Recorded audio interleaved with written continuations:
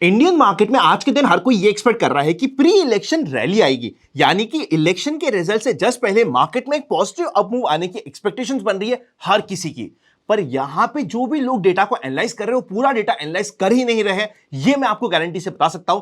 आज के इस वीडियो में जाके हम डिटेल में डेटा को एनालाइज करेंगे, पिछले 20-25 सालों में इंडियन मार्केट में स्पेशली रिजल्ट से पहले और बाद में क्या मूव आया उसे स्टडी करेंगे। और सिर्फ इंडियन मार्केट के रिजल्ट्स को स्टडी करने से कुछ भी काम नहीं होगा, आपको यूएस के मार्केट के रिजल्ट को भी स्टडी करना पड़ेगा, क्योंकि ये एक ऐसा साल है जहां पे इंडियन मार्केट के रिजल्ट्स और यूएस मार्केट के रिजल्ट्स सेम साल में आएंगे, यानी कि सेम साल में इलेक्शन हो रहा है दोनों ही कंट्रीज में।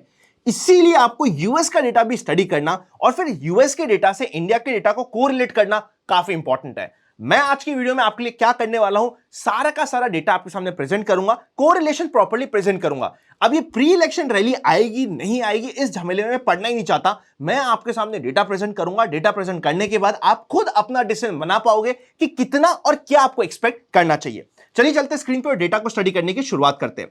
यहां पे मैंने आपको रखा है कि इलेक्शन से जस्ट पहले 6 महीने अगर आप चेकआउट करते हो डेट ऑन डेट के बेसिस पे, तो क्या मार्केट रिटर्न्स देता है, 3 महीने में क्या रिटर्न्स देता है, इलेक्शन के बाद में अगले 3 महीने में इंडियन मार्केट ने कैसा परफॉर्म करा है और 6 महीने में इंडियन मार्केट ने कैसा परफॉर्म करा है। ये आपके सारे के सारे इलेक्शन वाले सालों के डेटा यहां पे प्रेजेंट हो रखा है।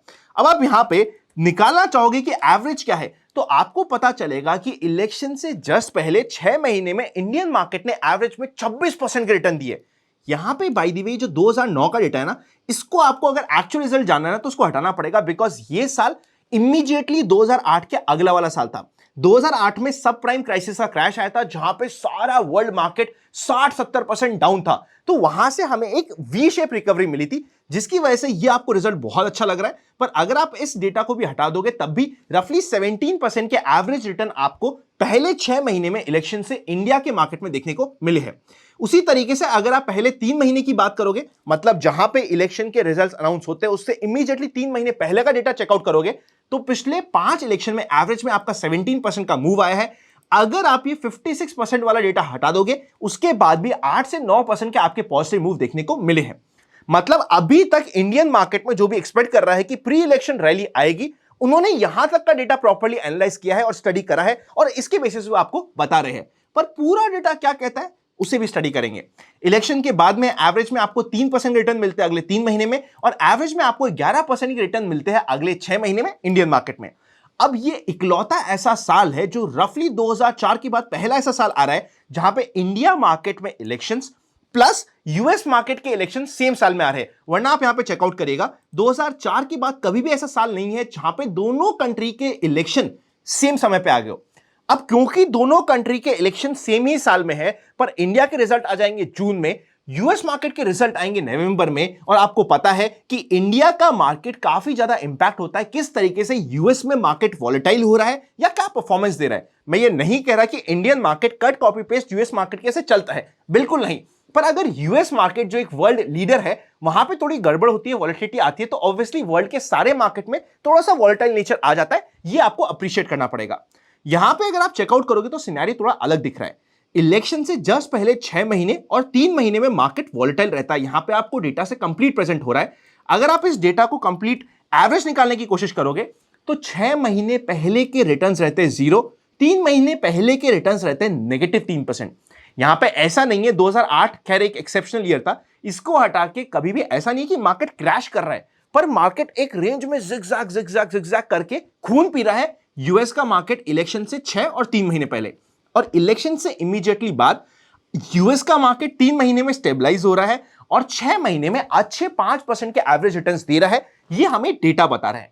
अब आपको 3-4 चीजें साथ में ध्यान रखनी पड़ेगी। पहला, अगर आप रैंडमली पूरे के पूरे 5 इलेक्शंस का डेटा को चेकआउट करोगे तो आपको पता चलेगा पॉजिटिव है, पर आपका काम ये होता है कि पूरे डेटा के साथ साथ ही में इंटरप्रेट करना कि 2004 के साल में क्या हुआ था। 2004 में इलेक्शन से जस्ट पहले 3 महीने मार्केट के लिए वॉलेटाइल रहे थे। इसका कारण एक ये भी हो सकता है कि यूएस मार्केट में भी वहां पे इलेक्शन थे।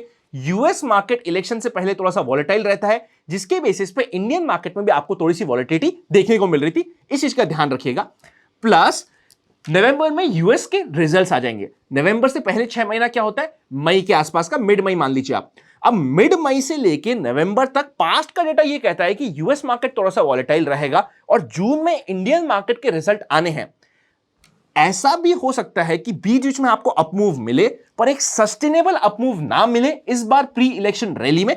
ऐसा हमें कुछ डेटा इंटरप्रेट करने की बता रहा है, बिकॉज जैसे ही इंडियन मार्केट में इलेक्शन से जस्ट पहले 1-1.5 महीना बचेगा जहां पे एक पॉजिटिव मूव आएगा, ऑल्दो वहां पे मूव आएगा जिसकी एक्सपेक्टेशंस काफी हाई है, बिकॉज इंडिया का डेटा कहता है कि मूव आता है, पर एट द सेम टाइम जितना आप एक्सपेक्ट कर रहे हो कि इलेक्शन से जस्ट 3 महीने में पहले 17% या 20% मार्केट परफॉर्म कर जाएगा या 26% मार्केट परफॉर्म कर जाएगा, शायद ये डेटा आपके लिए आज के दिन जो हमने पूरा इंटरप्रिटेशन करा है इंडियन मार्केट का वर्सेस यूएस मार्केट का इलेक्शन से जस्ट पहले का मूव, शायद वो सस्टेनेबल ना हो। ये हमारे दिमाग में बैक ऑफ द माइंड रहना चाहिए। ये डेटा मैंने आपके सामने प्रेजेंट किया है। मैं नहीं कह रहा कि इलेक्शन की रैली आएगी नहीं आएगी, कितनी आएगी, वो जजमेंट मैं आज के वीडियो में आपके ऊपर छोड़ता हूं। आप सभी जाके कमेंट में अपने व्यू को डालिए और एक दूसरे से कन्वर्सेशन कीजिए और आंसर निकालने की कोशिश करिए। जरूरत पड़ी तो आने वाले समय में इस पॉइंट को और इस डेटा को हम और भी डिटेल में स्टडी करेंगे एंड प्रॉपर्ली आपको एनालिसिस करके बताने की कोशिश करेंगे डेटा पॉइंट्स को। पर आज के इस वीडियो का सबसे बेस्ट काम यह होगा कि आप और हम साथ में मिलकर कमेंट्स में जाके डिस्कशन करें, और डिस्कशन से हमेशा हमारे पास ऐसे कुछ पॉइंटर्स आते हैं जो शायद आज मैं भी मिस कर रहा हूं, पर शायद आपके कहने की वजह से उस पॉइंट के ऊपर मेरा भी ध्यान चल जाए और मुझे भी स्टडी करने में मजा आए। तो ये हुआ आज के हमारे अनंत का फंडा का पहला पार्ट जो बहुत एजुकेशनल था, जहां पे हमने डेटा के ऊपर बात करी है। अगर अभी तक आपके पास डीमैट अकाउंट नहीं है या फिर आपने अभी तक इंश्योरेंस में प्रॉपर्ली जो आपको कवर चाहिए होता है टर्म में या हेल्थ में वो नहीं लिया है, डिस्क्रिप्शन और पिन कमेंट को चेकआउट कर लीजिएगा। 31 मार्च लास्ट डेट होती है इस साल के सारे रिडक्शंस, चाहे आप एलएसएस चाहते हो, चाहे आप टर्म इंश्योरेंस चाहते हो, चाहे हेल्थ इंश्योरेंस चाहते हो, सारे डिडक्शंस को कंप्लीट करने का। और इस बार आपके लिए टेंटेटिवली मान लीजिए वेडनेसडे थर्सडे ही लास्ट डे होने वाला है, बिकॉज फ्राइडे की छुट्टी है, सैटरडे संडे छुट्टी रहती है। थर्सडे को ट्रांजैक्शन पास होगा या नहीं होगा ये क्वेश्चन मार्क है, तो वेडनेसडे तक ही आपको अपने सारे के सारे क्लेम्स को और डिडक्शंस को कंप्लीट करना है, ध्यान रखिएगा। अब हम चलते हैं अपने नेक्स्ट पार्ट पर जिसका नाम है expectations from tomorrow's market. General market trend अभी भी अप ट्रेंड में है, पर वो धीरे धीरे प्रेशर में आ रहा है बिकॉज वॉल्यूम डिस्ट्रीब्यूशन डेज बढ़ रहे हैं। अगर आप एफआईएस और डीआईएस का डेटा चेकआउट करोगे तो 22 मार्च को एफआईएस ने 3,500 करोड़ के आसपास की सेल करी थी और इतनी परचेस कर ली थी डीआईएस ने। अभी रिसेंटली ये हो रहा है कि जितना एफआईएस माल बेच रहे हैं उतना ही डीआईएस परचेस कर रहे हैं, इसलिए इंडेक्स लेवल पे आपको मूव नहीं दिख रहा, पर काफी ज्यादा करेक्शन देखने को मिल रहा है हमें स्मॉल कैप और मिड कैप सेगमेंट में। But at the same time सिर्फ अगले 2 दिन है जहां पे आपको एनएवी पॉपअप का काम स्टार्ट होगा। ऑल्दो सबसे ज्यादा एनएवी पॉपअप होता है दिसंबर में, बिकॉज दिसंबर में इंटरनेशनल लेवल पे बैलेंस शीट क्लोज होती है, पर इंडिया की बैलेंस शीट यूजुअली हमारी क्लोजिंग रहती है 31 मार्च। यूजुअली क्या रहती है 31 मार्च, this was wrong selection of word, पर क्योंकि 31 मार्च रहती है, लोकल पंटर थोड़ा बहुत यहां पे एनएवी पॉपअप का काम करेंगे, पर इतना शार्प एनएवी पॉपअप का मूव आप मत एक्सपेक्ट करिएगा जितना आपको दिसंबर में मिलता है, बिकॉज दिसंबर में जितने भी एफआईआईस होते हैं वो तो क्रिसमस की और न्यू ईयर की छुट्टी पे चल जाते हैं। इंडियन मार्केट पूरा का पूरा इंडियन पंटर और इंडियन ऑपरेटर्स के हाथ में होता है, तो वहां पे एनएवी पॉपअप का गेम बहुत स्ट्रांग होता है।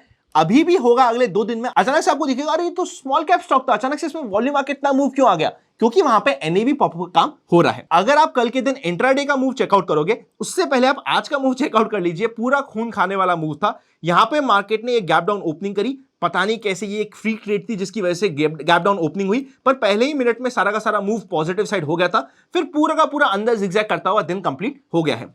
कल के दिन के लिए अगर आप सिर्फ स्टैंड्स की बात करोगे तो यहां पे स्टैंड्स नेगेटिव जाने की possibility as compare to positive थोड़ी सी ज्यादा है। मतलब जब तक मार्केट 22,068 या 70 का लेवल मार्क कर लीजिए, जब तक इस लाइन को क्रॉस करके ऊपर नहीं जाता, एक बार के लिए लॉन्ग हमें थोड़ा से कंट्रोल करने पड़ेंगे।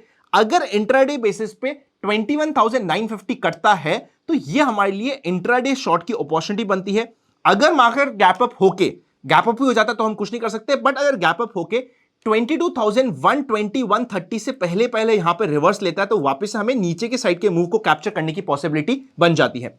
आज मैंने पुट कॉल रेशियो आपके साथ डिस्कस नहीं किया है बिकॉज अब हमारा एक्सपायरी वाला वीक जहां पे मंथली एक्सपायरी होने वाली है, तो पुट कॉल रेशियो का कोई रिलेवेंस नहीं रह जाती। पर ओवरऑल माइंडसेट थोड़ा सा कल के दिन बेरिश साइड का या नेगेटिव साइड का या कॉशियस साइड का बन रहा है, जब तक हमारे 22,130 के लेवल पॉजिटिव साइड पे नहीं करते। इन दी सेम वे जब तक मार्केट ये 47,000 को क्रॉस करके ऊपर नहीं जाता है ना, इंट्राडे बेसिस पे यहां पे थोड़ा सा नेगेटिव माइंडसेट बना रहेगा। हमें कंफर्मेशन मिलेगी अगर मार्केट फ्लैट ओपन करके, देखो ये तो परफेक्ट ट्रेड हो जाती है, अगर मार्केट फ्लैट सा ओपन होके 2-3 कैंडल पॉजिटिव बना के एक नेगेटिव बड़ी कैंडल बना दे और 46,500 को काटे तो इमीडिएटली हमें 200, 250, इवन 300 पॉइंट के मूव मिलने की एक्सपेक्टेशंस हो जाती है। आज का दिन रेंज वाला था, कल का दिन और परसों का दिन बड़ी रेंज का भी हो सकता है, इधर साइड में, दोनों साइड में हो सकता है, पर आपको लेवल्स के ऊपर काम करना पड़ेगा क्योंकि आज आपको पॉइंट्स नहीं मिले तो डरने की बात नहीं होती। अगर आपने आज के दिन इंट्राडे में कुछ काम करने की कोशिश करी होगी तो यूजुअली आपके स्टॉप लॉसेस लगे होंगे एंड इट्स एब्सोल्युटली ओके। पर कल और परसों आपके सामने बड़ी अपॉर्चुनिटी का मतलब यह होता है कि बैंक निफ्टी में मैं 700-800 पॉइंट और निफ्टी में मैं 300 से 400 पॉइंट का मूव की एक्सपेक्टेशंस, एटलीस्ट 250-300 पॉइंट के मूव की एक्सपेक्टेशंस आपके लिए बन रही है, तो उसको ध्यान रखिएगा। साथ ही साथ मैंने कल ही के दिन एक स्पेशल वीडियो आपके लिए निकाला था, दैट वाज ऑन क्या आपको होम लेना चाहिए, किनको लेना चाहिए, प्रॉपर कैलकुलेशन के साथ। यहां पे आपके सामने स्क्रीन पे आ रहा होगा, चेकआउट कर लीजिएगा। Happy learning and I will see you very soon.